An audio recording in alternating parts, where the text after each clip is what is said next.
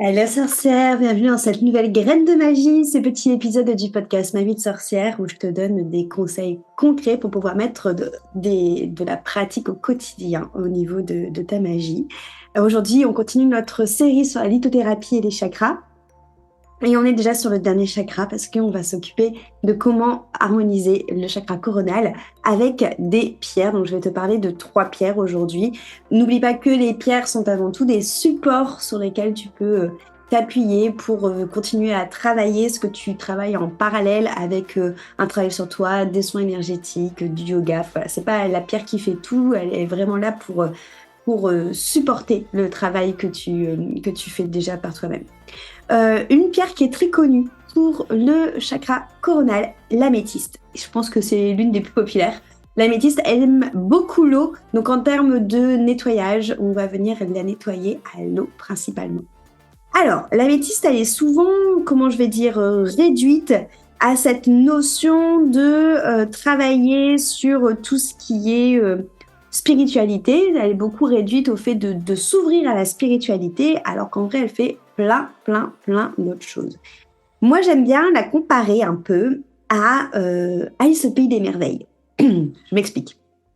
Parce que pour moi, l'améthyste, c'est cette pierre qui est associée au film Alice au pays des merveilles ou au bouquin de Lewis Carroll, qui rappelle que la magie est partout et qui nous invite à s'émerveiller de tout ce qui nous entoure. C'est vraiment ça, en fait. L'améthyste, et c'est aussi le but du chakra coronal, hein. C'est le fait de voir cette magie partout, de ouvrir nos sens pour justement voir le fait que finalement, il y a de la sagesse, de la magie et de l'amour partout et que tout est connecté à quelque chose de plus grand que nous. Et c'est vraiment ça le message de l'améthyste. C'est une pierre qui va t'inviter à t'émerveiller, qui va t'inviter à amener une énergie créative dans ta vie, qui va venir booster cette énergie créative, qui va venir mettre l'énergie du haut, l'énergie divine, l'énergie du tout, l'énergie de la vie dans la matière.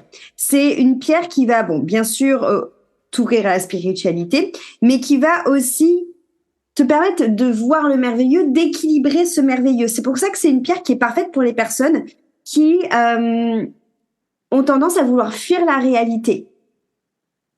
C'est pour montrer en fait à ces personnes qui comprennent pas ce qu'elles font sur Terre, qui comprennent pas pourquoi elles sont incarnées, qui ont envie de fuir cette réalité parce qu'ils trouvent que la réalité est trop dure, qu'il y a de la magie aussi dans la réalité et qu'on n'a pas besoin de fuir, qu'on n'a pas besoin de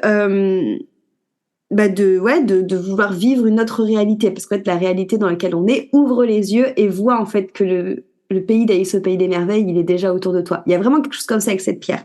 C'est du coup une pierre qui va traiter les addictions parce qu'au même titre, si on part du principe qu'on tombe dans les addictions pour fuir une certaine réalité, la métisse en fait va te permettre de traiter les addictions en te montrant que tu n'as plus besoin de fuir la réalité parce que la réalité est tout autre si tu ouvres les yeux et que tu t'émerveilles sur la magie qui est déjà présente sur Terre.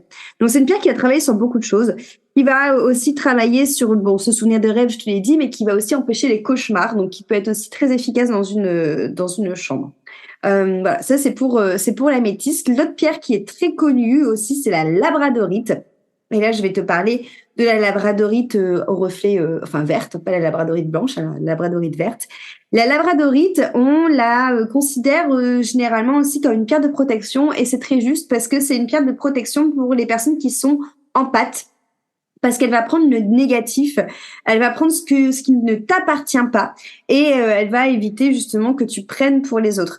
C'est une pierre aussi qui est pas mal pour lorsqu'on travaille dans tout ce qui est spiritualité ou qu'on veut développer tout ça, parce que c'est une pierre qui permet de se protéger de la surmentalisation, donc des peurs, des discours de l'ego, des histoires que se raconte le mental.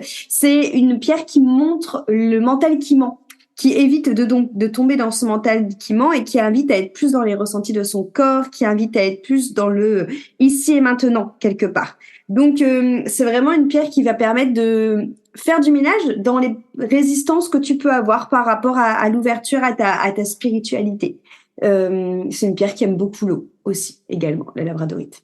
Et je finis par la lépidolite, que moi j'aime beaucoup. Alors la lépidolite, c'est une pierre qui va favoriser le sommeil, c'est pour ça qu'on la trouve souvent dans, par exemple, des petits objets de décoration qu'on va mettre dans les chambres ou des choses comme ça, parce que c'est une pierre qui est composée de lithium et qui du coup va aider à trouver le sommeil.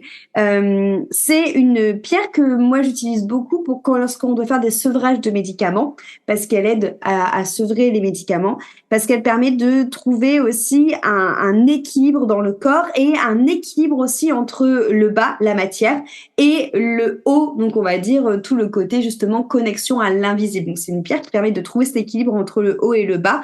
Et c'est pour ça aussi que c'est une pierre qui aide beaucoup dans tout ce qui est les troubles psychologiques, pour justement permettre à se réancrer, pour permettre justement à l'énergie du haut qui parfois peut être cause de problèmes psy, notamment dans les hôpitaux, les choses comme ça, de permettre de revenir dans la matière.